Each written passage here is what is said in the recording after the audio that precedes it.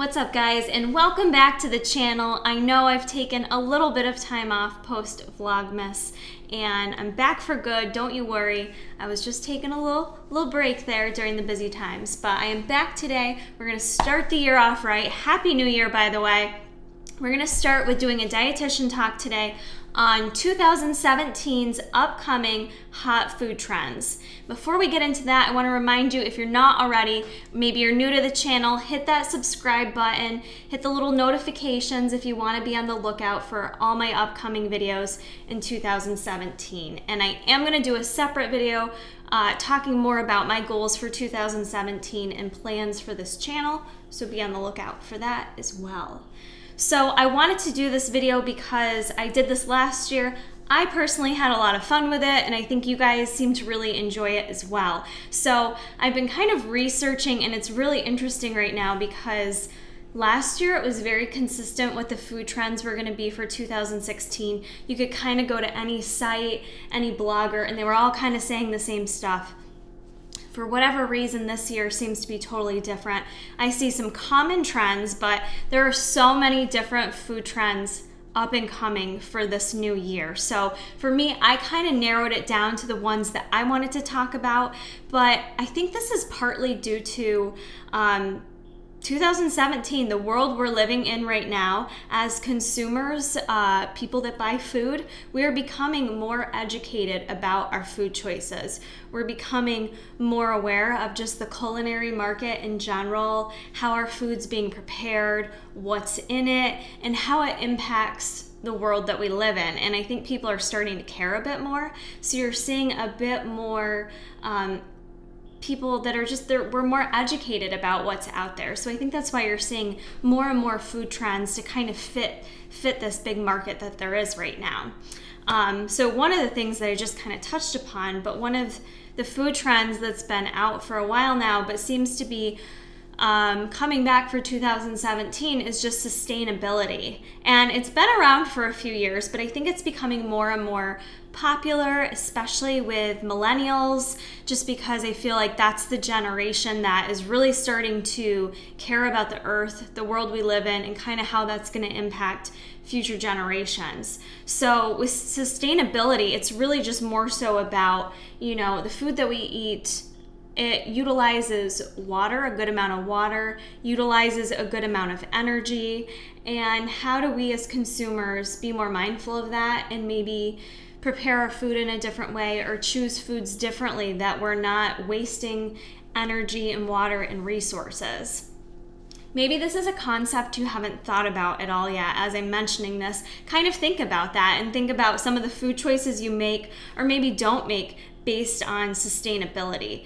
It's kind of a neat concept, and really, I think you've seen it and maybe not realized it in the restaurant business too in particular, and they very well could be doing it to cut costs, but a big part of sustainability as well is waste and the amount of food waste that we have in this world, especially in the United States. So you've seen a lot of restaurants that once gave you these giant portions the size of your head that have kind of started to scale back and give you more what a portion size should look like, you know? So sometimes a consumer can be disappointed by that because you go out to a restaurant and you want to have a plate as big as your head and you want to have a ton of leftovers to either take home or maybe fill yourself up so much that you're unbuttoning your pants on your drive home. You know what I'm talking about.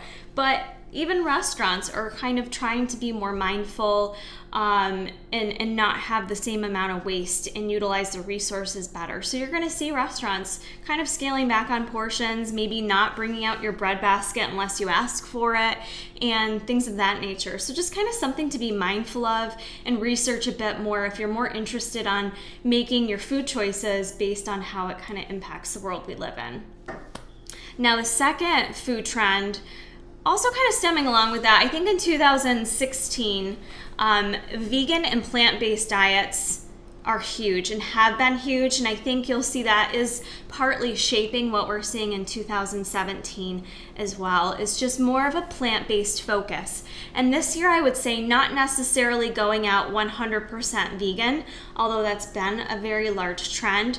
I think you're seeing folks that are just being more mindful now of how much they're consuming in terms of meat and incorporating more plant-based foods into their diet and being more of like a flexitarian, if you will. I know the vegans don't necessarily support that, but I think it's good for the world that we live in that we are being more mindful of some of our choices that we're consuming. And, you know, in the US at least, we definitely still way over consume protein across the board, not just in the bodybuilder lifestyle. So you're seeing new trends coming out with, like last year, one of the big trends that, I don't know, this would gross me out, but they're making vegan burgers that, you know, kind of still were like bloody, even though they were vegan, like trying to mimic vegan stuff into meat. Whereas this year, restaurants and other places are trying to more kind of be that flexible approach where you're getting maybe a hamburger, but it's blended with a ton of vegetables in it. So it's kind of a newer concept of like the blended meat and, you know, going out and ordering a burger, but instead of it being like a pound of beef, you're maybe having a quarter pound of beef blended with a bunch of mushrooms and spinach and onions and other vegetables. So again, yes, you're still consuming meat, but it's more of a plant-based focus. And I think you're going to see more and more of that throughout 2017. You're still going to see vegan diets, I believe, on the rise, but just kind of keep a lookout. I think you're going to see more plant-based options. Even for myself living in what I consider like a smaller city, I think we are starting to see more plant-based options even out in restaurants and things like that.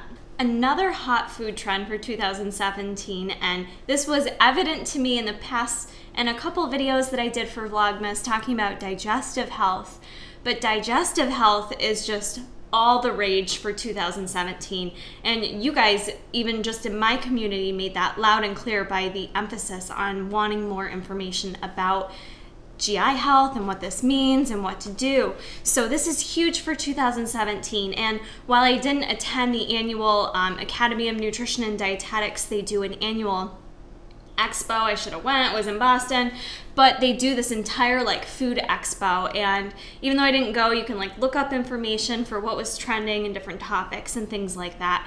And a huge part of the expo was all these new up and coming products for digestive health, because we're just now learning more and more how much the gut impacts our body overall, that gut-brain connection, and you know, probiotics are huge right now. Fermented foods are huge right now. Things like kefir, kombucha, sauerkraut, yogurts, probiotics, all this stuff is just, it's all the rage right now. We all want to know about it. We want to know how our gut is impacting our health. And, you know, the food industry is listening loud and clear, and they're developing tons and tons of products that are going to come out on the market, that are already out on the market, kind of marketed towards this audience. So there's going to be a lot coming available for that.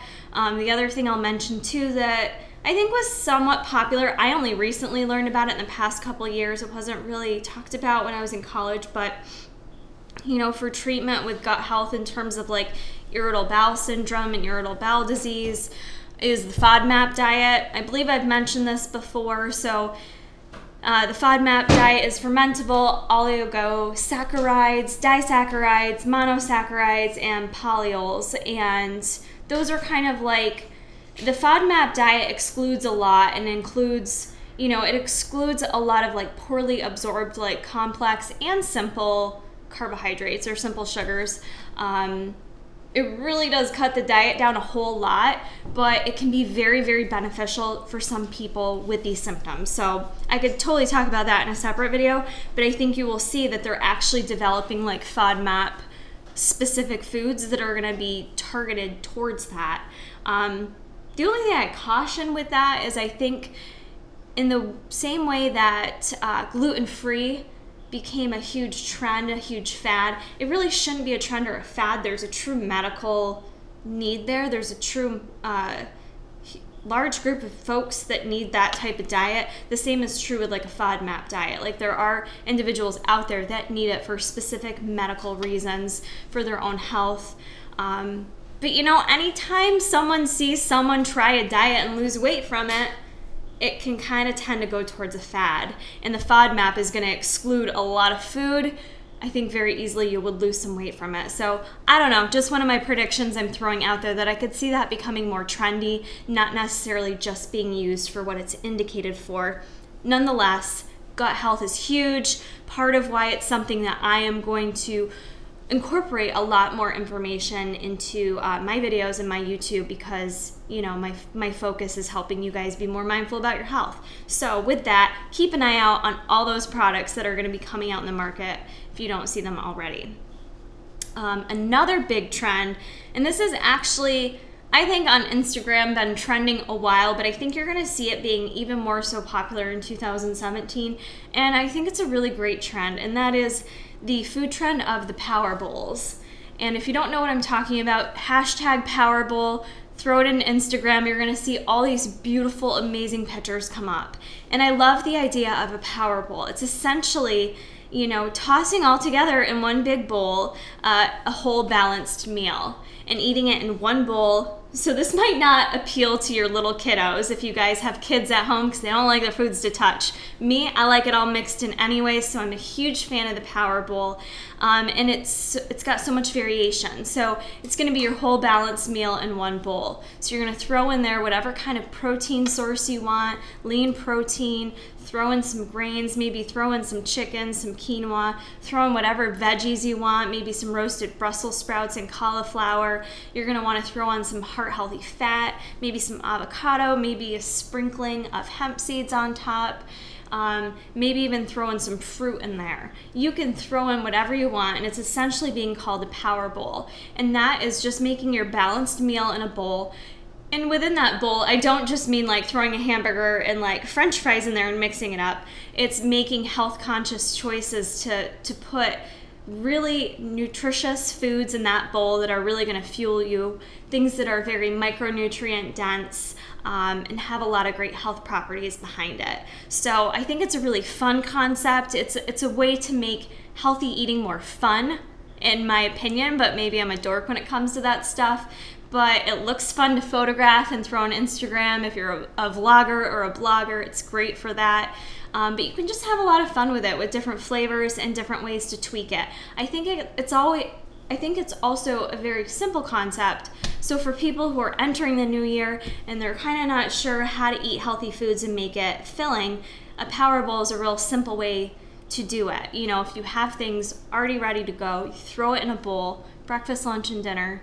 You can do it, make it easy, and there's a lot of variation there. So I think that's a really fun trend you're gonna see in 2017. So the next food trend I'm gonna mention for 2017 may even be something you wanna throw into your power bowl if you're gonna be doing those this year. Pretty much a new up and coming trend is seaweed. And I don't know about you guys, but I've probably only eaten seaweed when I go out for sushi and get like seaweed salad. Super delicious. If you've never tried it, try it. But it's kind of coming into its own like super veggie status, very similar to kale and health benefits of kale. And most dietitians are preaching to eat more greens, more dark greens, and seaweed is going to yield a lot of the same health benefits. Like I mentioned, super nutritious. And when I say super nutritious, I say that because it's got vitamin A, vitamin B, vitamin C. You're going to get iron in there. You're going to get zinc. You're going to get magnesium. You're going to get iodine. Just all kinds of micronutrients packed in seaweed. And there's also some research that suggests, and I don't know if it's really confirmed or not, but it suggests that for whatever reason that seaweed could even help curb your appetite a bit. I'm not really sure, but I do love me a good seaweed salad. So take a look at that and maybe find some ways to incorporate seaweed into your diet coming into 2017. And the last food trend I'm going to mention for 2017 is kind of going more towards just like a natural approach with eating, in particular with things like sweeteners. I think people are going towards more of a natural method of sweetening things, using things like regular syrup or honey, for instance. I know myself, you guys know me, I'm a Splenda connoisseur, and even myself, I find myself trying to kind of cut back a little bit on things I'm consuming with artificial sweeteners. Not because I believe it causes cancer, but just because I'm trying to trying to incorporate more natural things in my diet. For instance, when I drink hot tea at night, I used to always put a tablespoon of Splenda in there, and I don't do that anymore. I'm trying to just cut it out and kind of get some of that need for like a super intense sweet taste to not always be something my palate is requiring, if you get what I'm saying. So we're seeing people go more towards natural, natural honey, syrups, and even things like butter is kind of coming back into style, if you will, for food trends. You're seeing people want to choose things more like butter versus your margarines. The debate has always been there between margarine and butter, which is better. Depending on the year, you're going to see a different response. Currently, the trend is leaning more towards butter just because it is a more natural product, whereas margarine and some of the other like light spreads, they do have chemicals added to them. There's different things done to them to process them, whereas butter, you're just getting it in its natural state. Regardless, anytime you're consuming things like butter, syrup, honey, even if it's natural or not natural, I just like to mention to people to be mindful. You're still consuming calories, you're still consuming fat, you're still consuming sugar. Try to be mindful of how much you're consuming with those things. But I do think we are kind of tending to go more towards a natural approach with what we're eating. And part of that could be just the amount of disease that's going on in this world and how medically sick we are, and that we still don't have answers for why these things are happening, with cancer and everything else. I think people are just really trying to be more mindful of their food choices and trying to choose things more in the natural state, which I think is great. So this is going to wrap up the top food trends coming at you in 2017. As I mentioned, there's plenty more that are kind of lingering out in the world. So feel free to comment below on some of the food trends you think you're going to either see in 2017, or maybe some of the food trends you might partake in to kind of have a healthier you in 2017. So I hope you guys enjoyed this video and keep checking back for more.